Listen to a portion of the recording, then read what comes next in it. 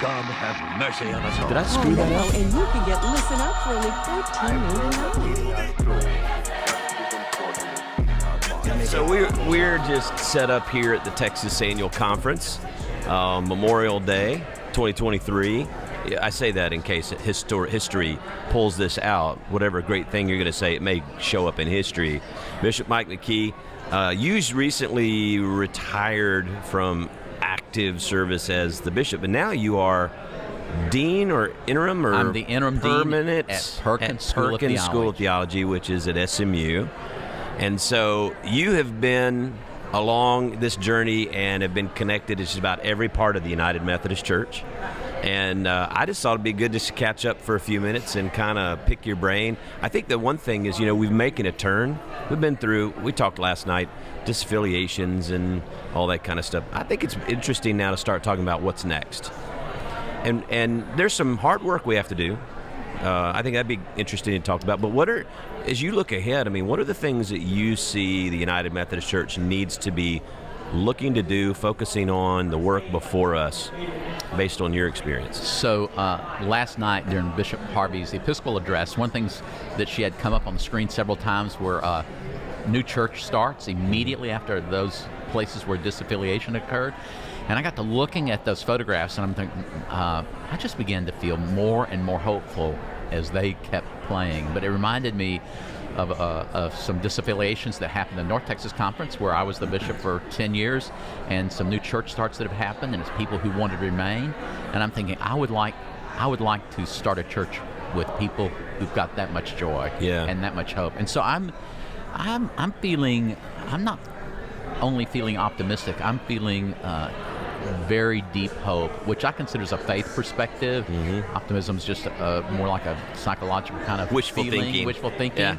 And so I think this is happening all over the country in some different ways. Yeah. And I'm not saying that the sparks are going to ignite immediately, but I do think we have a period of time in which people are really arising to what has happened and realize we need to be more involved, more engaged about what it means to be a United Methodist Christian. I think sometimes you take things for granted that are right in front of you. You've been a member of a church, and you've been in a church for 50, 60, whatever years, and then all of a sudden that's taken away from you in a way. We were talking with some pastors here that have started some new churches. Man, and it's exciting, and it's happening everywhere. It's more than just the three that were here.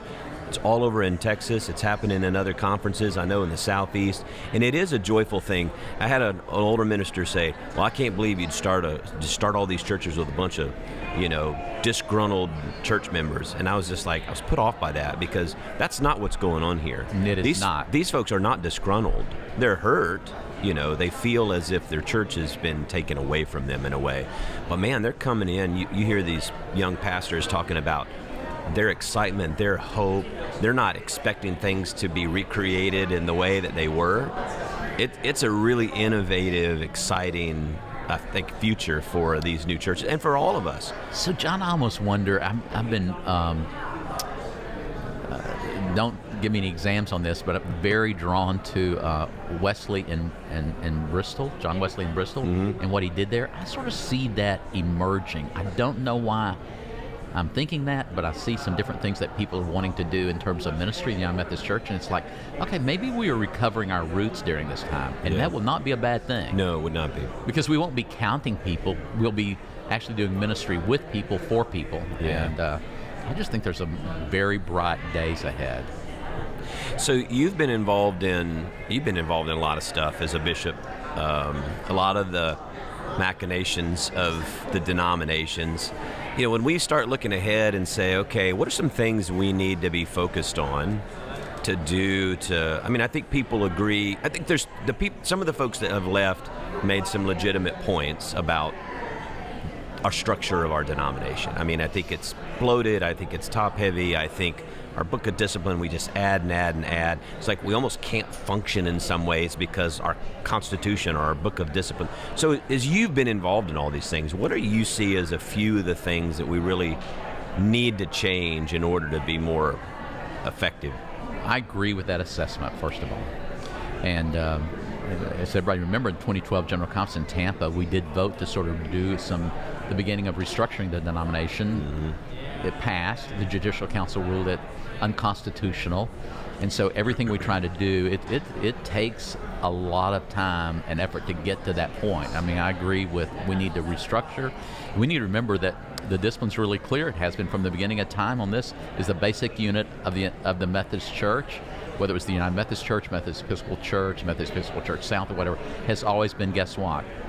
The annual conference. And so that proves that context is so important. Yeah. And I also think that probably today, as a bishop, I realize that these conferences are much better resource than we think. And I'm not talking about financially all the time. I'm talking about some very gifted lay people who can help you move through some difficult times, and you don't have to call in the outsiders to do those kinds of things. Yeah. And I think we need to sort of go back to that place, and I think we'll get there. I think this may have been the turning point for us to think about and to then rework the structure of the United Methodist Church. It is. I did say that when I got to Perkins just a few months ago as the interim dean, that I said I didn't think any group could have as many acronyms as the United Methodist Church. And I can tell you, I think the Academy does, but it just shows about how that's just pervasive throughout our culture in some ways. And I think, and that says something to me about the United Methodist Church. Well, when you as base well. your polity off of, or when you base your constitution and your polity off of the government system of the United States of America, and then you wonder why it's not working well. You just have to wake up every day. I know, but it does. There's so many things I think that we're locked in that are good. You know, it always amazed me. We've talked about this so many times ad nauseum, but like folks like, we got to get back to Wesley, and I want to own my building. I don't want to have a trust clause. And I'm like, John Wesley invented this thing for a reason, to keep us connected. And so it's like you don't really know what it is we want to get back to. I think a lot of the stuff going on now is cultural and tribal more than it is theological or biblical. But one of the things that's been talked about is we need to restructure in a way. People who don't know the United Methodist Church, it's a United States denomination that's spread around the world, and now we have as many United Methodists outside the United States as we do inside the United States, maybe more when it's all said and done. There will be more. There will be more. And the fastest growing part of our church is in Africa. But they have sort of it's a tiered system, right? So the United States is, at the General Conference, and then the other central conferences, they have kind of lesser authority or ability. One of the things talked about is this regionalism idea where the different conferences around the world now have a sense of equality, right?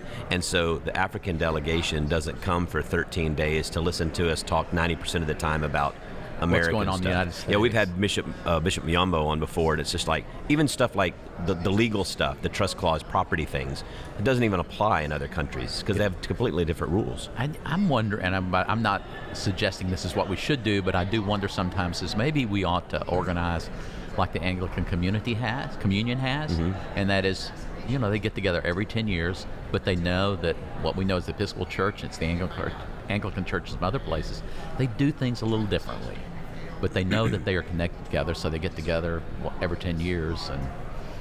And that's the thing. Yeah, and that's interesting too, because when we talked about Episcopal Church, they've already gone through this.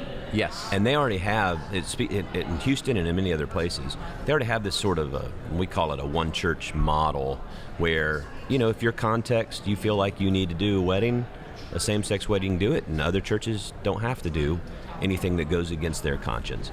And there's actually a lot of churches that don't do same-sex wedding, the Episcopal Church, even though the church denomination allows it. And I think, a lot of people want to have the restrictive language removed right away, quickly.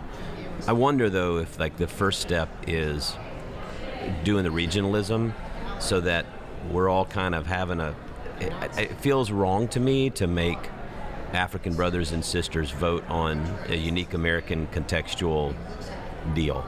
It just seems like, I don't know how I feel about that. It's like, come in here and you have to sit down and listen to us argue about something that's nothing to do with you, and then we're going to make you vote on our issue. It just sounds bad to me. I don't know. It doesn't work. It just doesn't work. You said take something out of this one. I think that thing's got to come out initially as the clause about is incompatibility, the incompatibility language. It's just, we don't want to say that about anybody. Yeah. I mean, there's some... Yeah, there's no child of God that's incompatible with God's grace and love. That's correct. Right? So it's, and every one of us have done some things that are probably... nobody wants their journal open. No, to not everybody. at all. And What do you think? One of the conversations is like financial stuff. You've been a lot plugged in with like the financial stuff of the United Methodist Church. What do you see there going on? Well, see, so I've been on GCFA for all my adult life, is what's beginning to feel like. But since we didn't have retirements in 2020, I'm still on General Counsel and Finance Administration. I'm still the chair of the board. And so I've been doing that, I guess we're now into 7 years chairing the board. So I think this is a challenging piece because we get accustomed to what has been and thinking all we've got to do is sort of dial back a little bit what has been. But we do not know, and we know some things, but we do not know specifically about what it will ultimately do to the financial structure of the United Methodist Church. I'm not saying that we're going bankrupt, we're not doing that, but we will not have the funds available to do that which we had, let's say, in 2016. I mean, that's just obvious. That's not going to happen. Yeah. So what do we do with those churches who still lost people? We cannot measure how many people have been lost from these churches yet. We can know churches that disaffiliated. But what we don't know is how many people have left churches because they wanted to leave but didn't get it to leave. And even those churches that are remaining, how financially stable are they? They're probably stable, but they're not at the point where they were 4 years ago, let's say. And so we've got to decide, I think this in terms about the structure of the church, we've got to decide, okay, how are we going to create our mission ministry on a regional level in ways that are going to be different than what we've been doing. And I do think that's what's going to happen is churches and conferences are going to do that. Well, I think sometimes it's like anything. It's the same we talked earlier. You take things for granted.